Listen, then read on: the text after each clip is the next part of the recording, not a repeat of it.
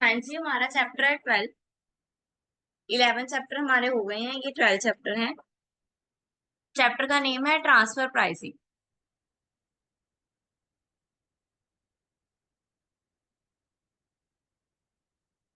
हाँ जी, transfer pricing क्या होता है?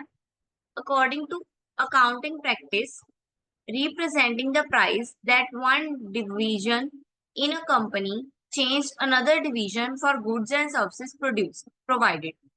Transfer prices allow for the establishment of price for a good and services exchange between departments, subsidiaries, affiliates, or commonly controlled companies that are part of the same ledger company. Transfer price will also be applied to intellectual property such as research, patent and royalty. Transfer price क्या होता है? जब हम अपनी ही company में लेन then करते हैं goods का। ठीक है, फॉर एग्जाम्पल, गुड्स आए, स्टोर में पड़े हैं, जिस मान लो फाइनेंस वालों ने कुछ और प्रोडक्शन वालों ने गुड्स मांगे, हमने उनको गुड्स दे दिए। फिर प्रोडक्शन वालों से गुड्स जो है या गुड्स के बदले में कुछ सेल्स वालों ने मांगा, तो वो उनको जब वो गुड्स इधर देंगे, मतलब प्रोडक्शन से जब वो सेल्स में आएंगे, डिपार्टमेंट चेंज है लेकिन कंपनी तो एक ही है ना, तो वो जो प्राइस है वो कॉस्ट नहीं रखते।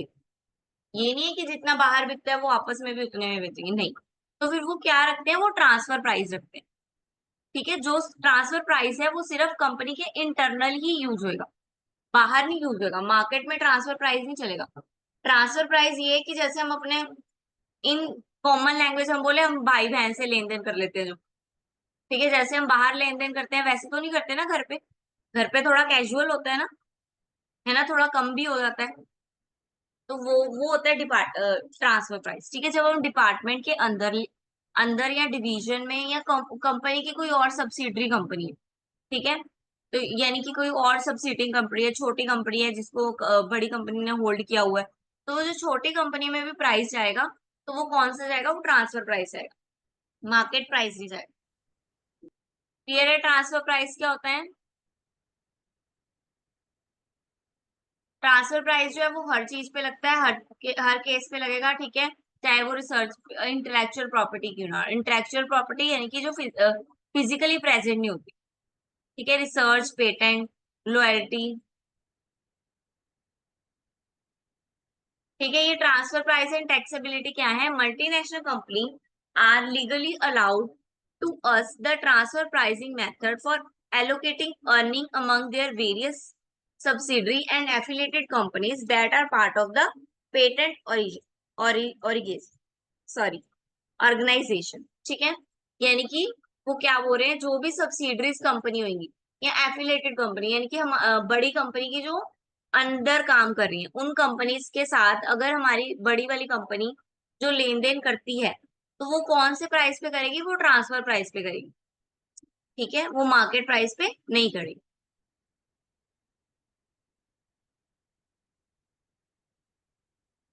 Company also uses practice by alternative their tax income, thus reduce their overall taxes. The transfer pricing mechanism is the way that company has shift tax ability to low cost tax।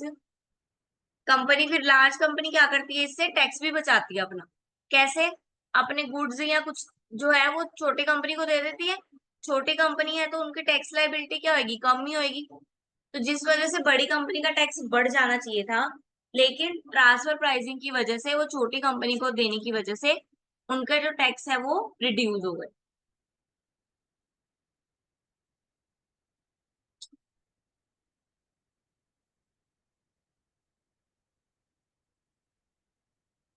अब बोल रहे हैं idol transfer price क्या होएगा? Idol transfer price वो होएगा जो अलो होएगा मैनेजर के द्वारा, ठीक है, maximum the company profit while attempting to maximize the division profit, यानी कि कंपनी के प्रॉफिट को बढ़ाना, आपस में नहीं लड़ना। किसके प्रॉफिट को बनाना है?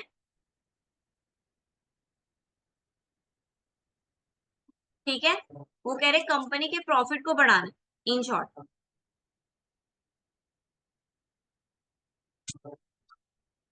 कंपनी के प्रॉफिट को बढ़ाना है, डिवीजन के प्रॉफिट को भी बढ़ाना है, लेकिन आपस में ऐसी एलोकेशन, ऐसी डिवीजन करके कि मेन इम्पैक्ट क्या हो, कंपनी का प्रॉफिट मैक्सिमाइज हो। ठीक है, जिसकी वजह से डिवीजन का प्रॉफिट अपने आप ही मैक्सिमाइज हो जाए।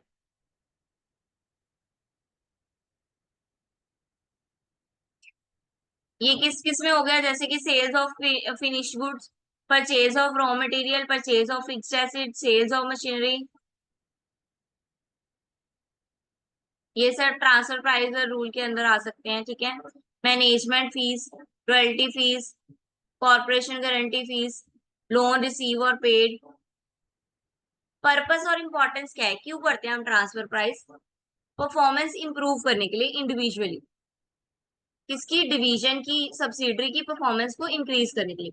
बड़ी कंपनी है, बड़ी कंपनी तो अच्छा परफॉर्म कर ही लेगी, उसकी जो छोटी कंपनी है या उसके जो छोटे डिपार्टमेंट्स है वो अच्छे परफॉर्म करने चाहिए। ठीक है, और उनको इवेल्युएट करने में इजी हो जाए। Then allocate of company resources, जो उनके कंपनी के रिसोर्सेज है वो अच्छे से एलोकेट हो जाए। ये ना हो एक एक डिपार्टमेंट के पास एक्सेस में स्टॉक पड़ा है और दूसरा डिपार्टमेंट है जिसके पास स्टॉक ही नहीं है, ऐसा भी ना हो। ठीक है, प्रॉपर एलोकेशन हो प्रोडक्ट की।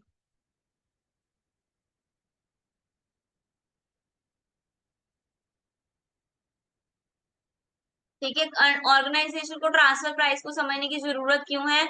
टैक्स को मैनेज करने के लिए, रिपोर्ट्स बनाने के लिए, ठीक है, रिक्वायरमेंट्स को देखने के लिए कंपनी की, और एलोकेशन करने के लिए। ठीक है, अकाउंटिंग और रिपोर्ट्स पर्पस के लिए चाहिए ऑर्गेनाइजेशन को, कि वो रिपोर्ट अच्छे से बना सके, ठीक है, सब्सिडरी के बारे में इंफॉर्मेशन निकाल सके।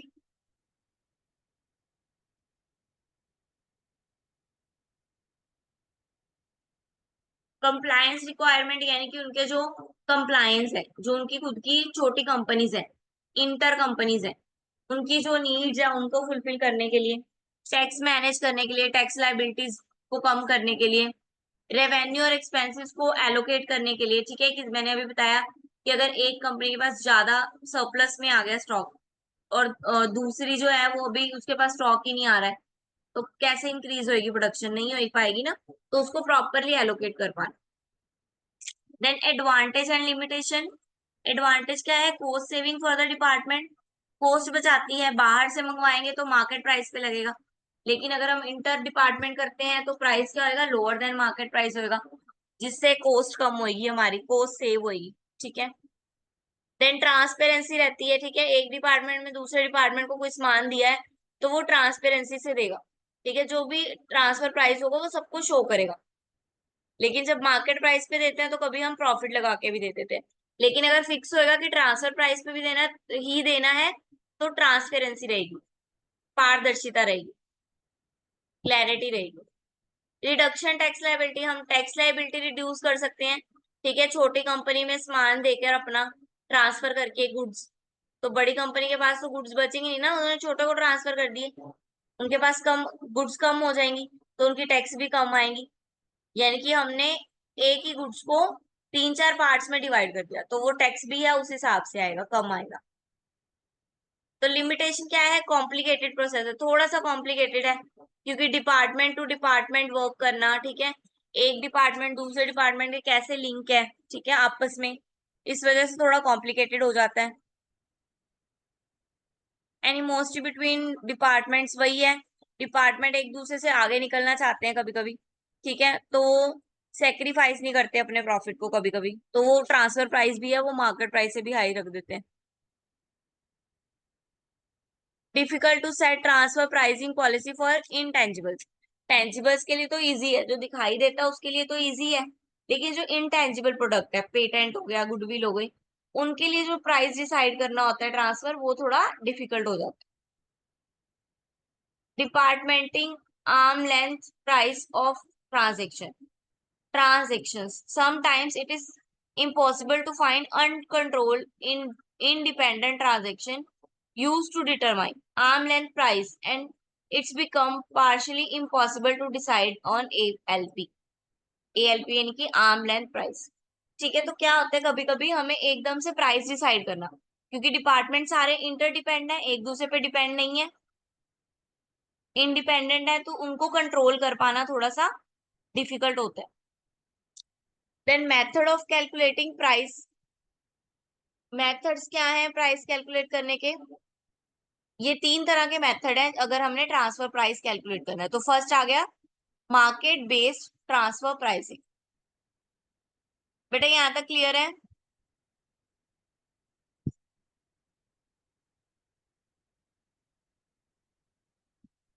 Yes ma'am.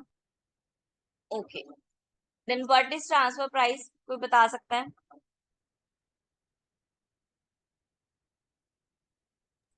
मैम, जब हम किसी कंपनी में इंटरनली कोई प्रोडक्ट ट्रांसफर करते हैं, उसको उस प्राइस को ट्रांसफर प्राइस बोलते हैं।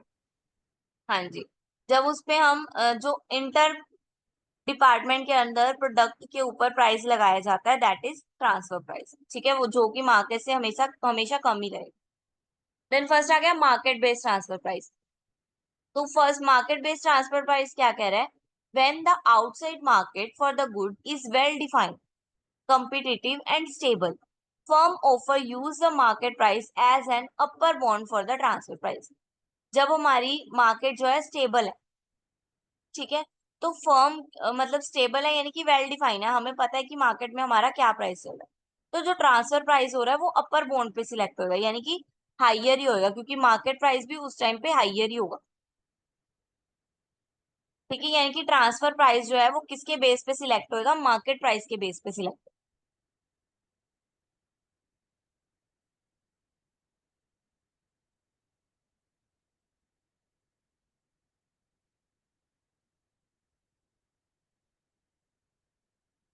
जब मार्केट प्राइस यूज करना है तो क्या होना चाहिए? When the outside market is neither competitive not stable. ये बोल रहे हैं कॉम्पिटिटिव और स्टेबल है, तभी मार्केट प्राइस के बेस पे चल रहा है। तो यहाँ पे ये बोल रहे हैं कि ऐसा नहीं होना चाहिए। If the competitor are selling at distress price और as engaged in any of the variety of special pricing strategy, in internal price decision may be destroyed। ठीक है, अगर वो स्पेशल प्राइसिंग लगा देता है कोई, यानी कि प्राइस डिस्क्रिमिनेशन, यानी कि एक दूसरे का भेदभाव, एक डिपार्टमेंट को कम पे एक डिपार्टमेंट को महंगे पे, तो ऐसा होएगा तो भी नहीं चलेगा। ठीक है, और अगर प्राइस स्कीमिंग होएगा या प्राइस इन्फ्लेंट होएगा। देन cost based market price, cost based यानी कि अब मार्केट प्राइस के बेस पे नहीं हमने डिसाइड करना, अब हम किसके बेस पे डिसाइड करेंगे? उस प्रोडक्ट की कॉस्ट पे, कि उसको बनाने में हमें कितने पैसे लगे, उसके बेस पे हम उसका ट्रांसफर प्राइस डिसाइड करेंगे।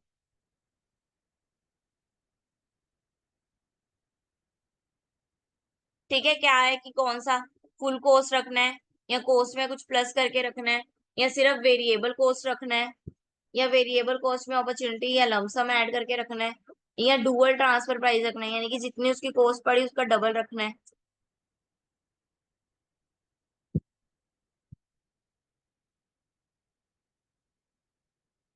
ठीक है, फुल कॉस्ट में क्या बोल रहे हैं कि क्लियर एंड कन्वीनियंट। ठीक है, क्लियर एंड कन्वीनियंट है, दिखाई देता है सबको कि जो फुल कॉस्ट है उस पे ही रखा है, यानी कि फुल टोटल एक्चुअल कॉस्ट। ठीक है, क्या बोल रहा है? Total actual cost. Cost plus makeup, cost plus makeup यानी कि कॉस्ट के अंदर कुछ मार्जिन ऐड करना, सेज 15% ऑफ द कॉस्ट, जितनी भी कॉस्ट आई है उसके ऊपर 15% लगा के हम आपको इसको दे देंगे। और variable cost plus lump sum charges, ये क्या है?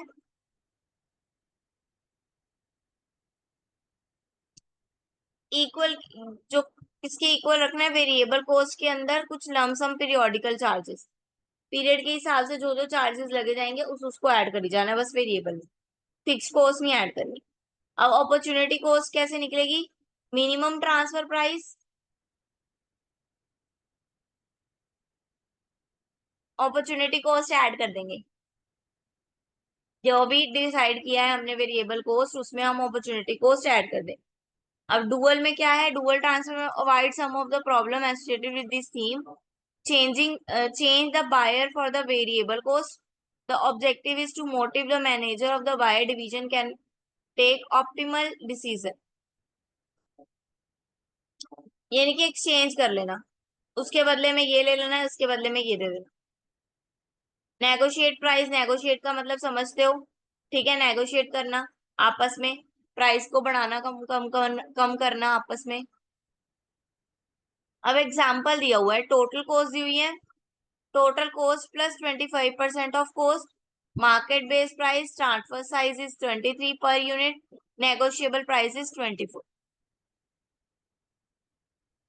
Examine the profit of transfer of B when transfer pricing method will be at this. इन सब मेथड के हिसाब से वो बोल रहे हैं बी का जो प्रॉफिट होएगा वो क्या है। पहले हम टोटल कॉस्ट मेथड लगाएंगे। टोटल कॉस्ट मेथड में क्या होता है, स्टैंडर्ड प्राइस यानी कि सेलिंग प्राइस पर यूनिट। ये देखो ऊपर क्वेश्चन दिया हुआ है, टू डिपार्टमेंट है A and B, transfer cost of the production to B department. ठीक है, ए ने बी को ट्रांसफर करना है, वेरिएबल कॉस्ट 15 है, फिक्स्ड कॉस्ट 7.5 पर यूनिट है, market price of the product is 27.5 है। ठीक है, मार्केट में जो है 27 रुपए चल रहा है उस प्रोडक्ट का प्राइस। प्रोसेसिंग प्राइस यानी कि एक्स्ट्रा प्रोसेसिंग कॉस्ट जो लग रही है उस पे, वो 25 रुपए बी जो है वो इंकर्ड कर रहा है, यानी कि बी पे लग रहे हैं। ठीक है, और जो मार्केट में सोल्ड हो रहा है वो 55 पे यूनिट पे पर यूनिट पे सोल्ड हो रहा है। तो पर यूनिट का निकालेंगे, पहले तो टोटल कॉस्ट निकालेंगे। टोटल कॉस्ट पहले तो सेलिंग प्राइस जितना मार्केट में सेल हो रहा है पर यूनिट कितने पे हो रहा है, 55 पे। फिर ट्रांसफर प्राइस यानी कि उन्होंने कितने पे ट्रांसफर करने के लिए अग्री किया, वेरिएबल प्लस फिक्स्ड दोनों का टोटल कॉस्ट होगी ना ये, तो वेरिएबल प्लस फिक्स कर देंगे तो टोटल कॉस्ट ट्रांसफर प्राइस की कितनी बनेगी, 22.5। ठीक है, वो बोल रहे हैं एडिशनल कॉस्ट भी इंकर्ड करनी पड़ेगी उनको, तो एडिशनल कॉस्ट कितनी है 25, तो वो भी डाल दो। तो टोटल ग्रोस पर यूनिट कितना बन गया,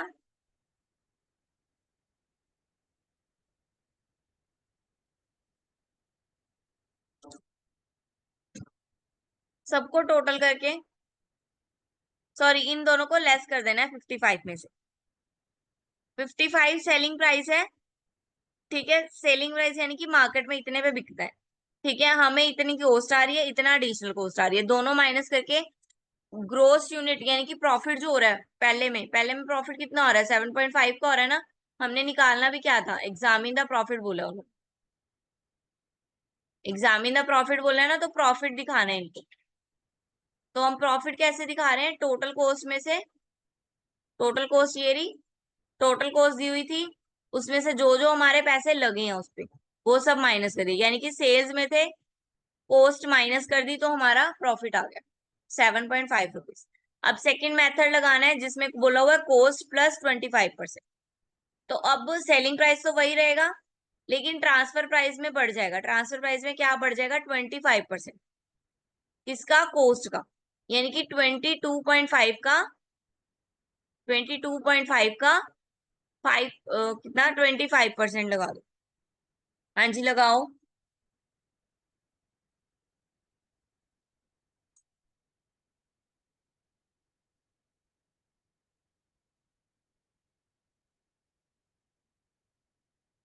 25.5 का जब हम 25% लगाते हैं पोस्ट मेकअप, तो वो कितना बनता है, 5.625।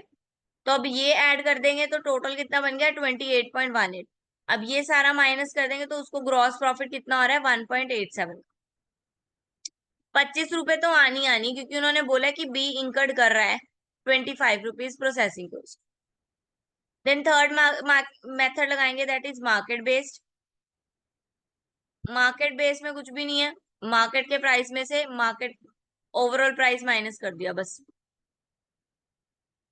देखो मार्केट का प्राइस भी दिया हुआ है इसमें, दिया हुआ है ना, मार्केट प्राइस इज 27, तो ओवरऑल प्राइस में से मार्केट प्राइस माइनस कर दो, और जो एडिशनल कॉस्ट उसकी लगनी है वो माइनस कर दो, तो ग्रॉस प्रॉफिट आ गया ये। देन नेगोशिएट प्राइस यानी कि जो दिया हुआ है, नेगोशिएट भी दिया होगा। देखो नेगोशिएट दिया हुआ है 24, यानी कि ट्रांसफर प्राइस की जगह हमने क्या लेना है, नेगोशिएट प्राइस लेना, दैट इज 24। एडिशनल प्राइस तो लेना ही लेना, तो हमें ग्रॉस प्रॉफिट कितना हो रहा है, ₹6। क्लियर है बेटा ये।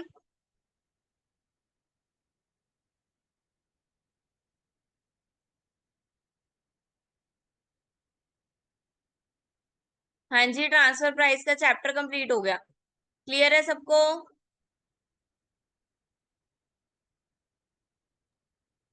Yes ma'am. नेक्स्ट चैप्टर आ गया हमारा activity based posting. Activity based posting क्या है, हमें क्या बताती है, थोड़ा सा पढ़ लेते हैं स्टार्टिंग। पहले हम इसके प्रीवियस कंसेप्ट पढ़ेंगे, जो कि है traditional cost system. Traditional cost system क्या बोल रहा है कि एलोकेट कर दो सारे ओवरहेड्स को, ठीक है, कोस्ट के अंदर, यानी कि कोस्ट में से सारे ओवरहेड माइनस कर दो तो हमारा कोस्टिंग में से प्रॉफिट निकल के आ जाता है ना, तो वो यही बोल रहा है, ठीक है।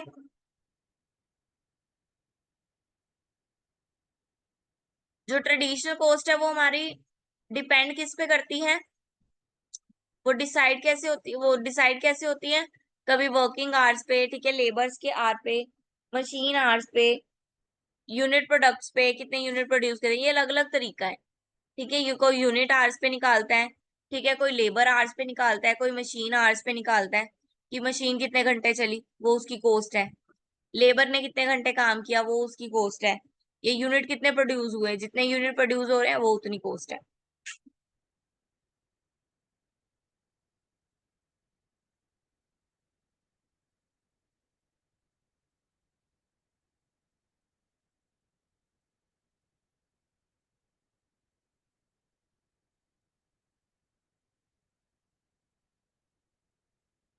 हाँ जी, ये केस स्टडी पढ़ो और मुझे बताओ क्या लिखा है।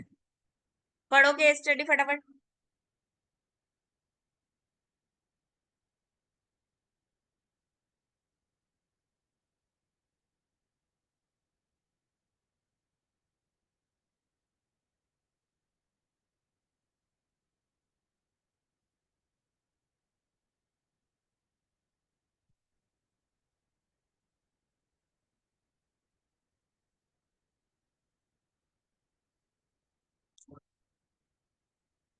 हाँ जी, ऊपर पढ़ लिया, इतना पढ़ लिया, आगे करूं।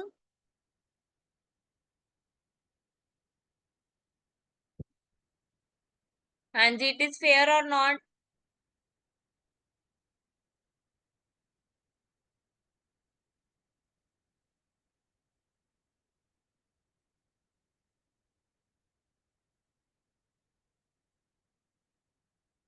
देखो, बर्गर और पिज्जा की बात चल रही है, दोनों की कॉस्ट, एक की 3,000 पड़ रही है, एक की 2,000 पड़ रही है, तो वो बोल रहे हैं इस पे हम बोल सकते हैं कि दोनों क्या है, इक्वल एलोकेटेड है, तो हम बोलते हैं नहीं, क्योंकि जो बर्गर है वो अंडर प्राइस चल रहा है, बर्गर 2,000 पे चल रहा है ना, अंडर प्राइस चल रहा है। ये पढ़ो।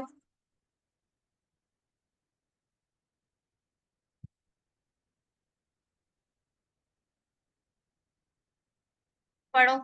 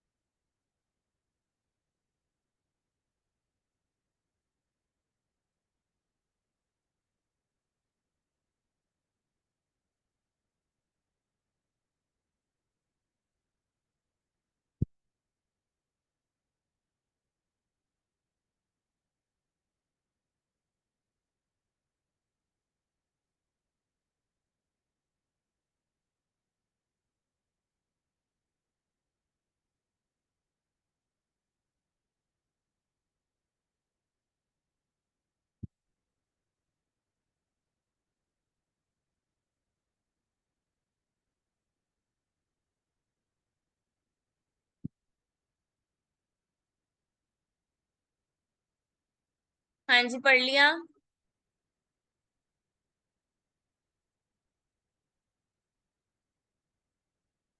हाँ जी, then activity based posting system क्या होता है, एबीसी कंसेप्ट बोलते हैं इसको। एबीसी कंसेप्ट क्या है, it refers post system by identifying individual activity as a fundamental post object. ABC system identify activity in all function of the value chain, calculate cost of individual activities and assign cost to cost object such as products and services based on the mix of activity needs to produce each product or services to help make strategy decision। क्या बोल रहा है, यानी कि अब हमने पहले हमने कोस्ट को एलोकेट किया, इस बार हमने एक्टिविटी के बेस पे करना है। लिखा है ना एक्टिविटी बेस्ड बुक कोस्टिंग, यानी कि जो जो एक्टिविटी हो रही है उसके अकॉर्डिंग, जो जो फंक्शन परफॉर्म होते जाएंगे उसके अकॉर्डिंग हमने उसकी कोस्ट लगाते जाना।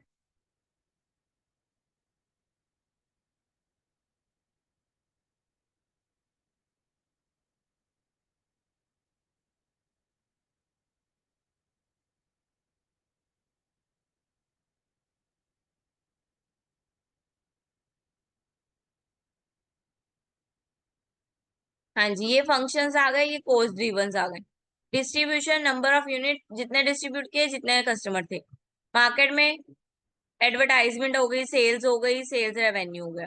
रिसर्च में रिसर्च प्रोजेक्ट हो गए, पर्सोनल आर हो गए। कस्टमर में सर्विसेज कॉल हो गई, प्रोडक्ट सर्विसेज हो गई।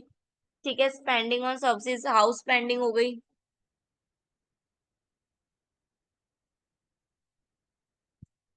एक्टिविटी में क्या आएगा, एक तो प्रोडक्ट से लिंक होएगा, दूसरा पीपल से लिंक होएगा।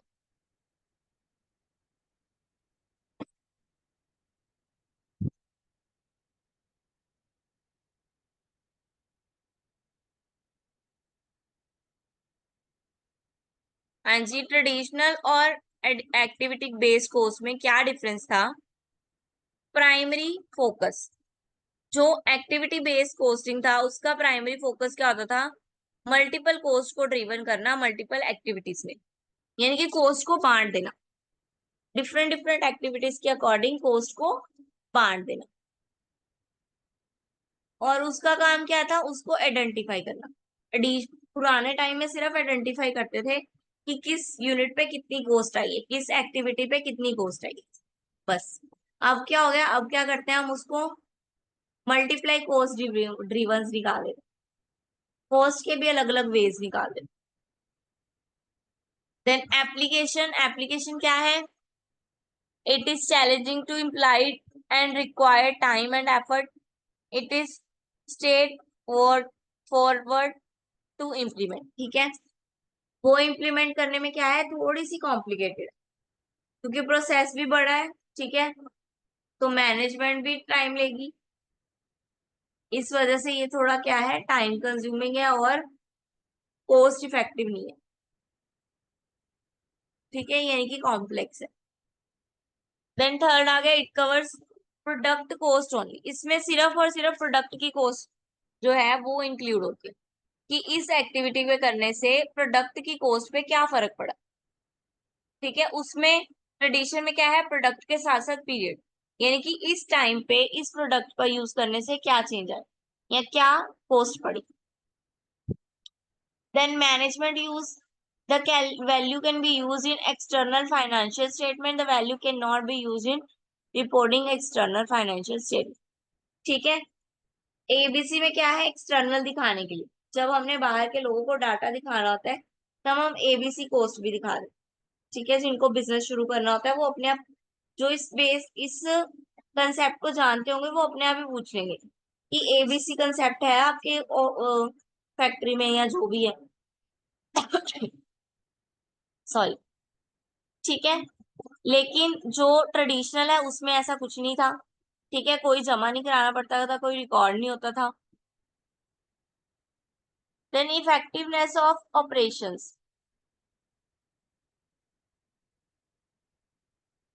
It enhance management knowledge about activity related to the production process।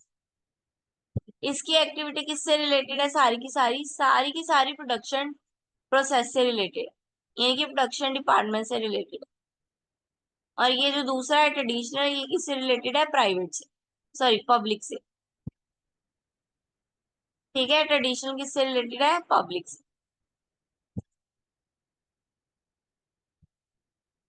हाँ जी, कोई डाउट पूछना है तो पूछ लो।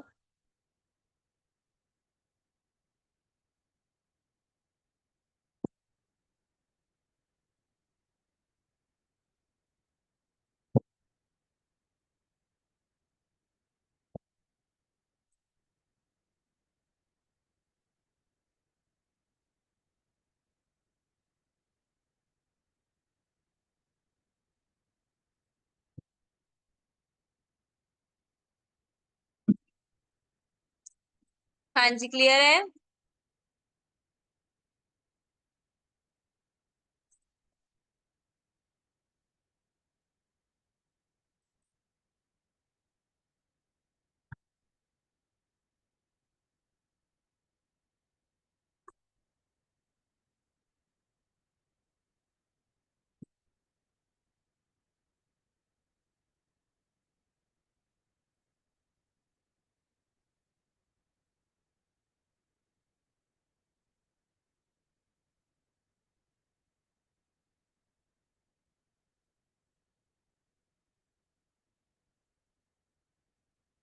नेक्स्ट पॉइंट हम कल पढ़ेंगे।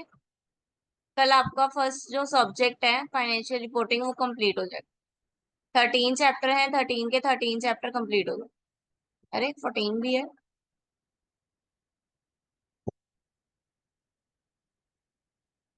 चलो कोई बात नहीं, कल हम कर देंगे कंप्लीट।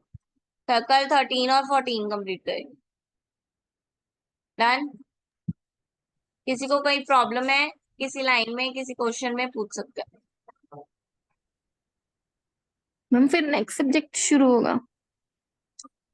हाँ जी, हाँ जी, फिर नेक्स्ट सब्जेक्ट शुरू होएगा। नेक्स्ट हम 2 सब्जेक्ट एक साथ शुरू करेंगे। 3 डेज का मैम कंसेप्ट रखेंगे। मैम इसके previous year question paper send कर देना। Okay okay, done.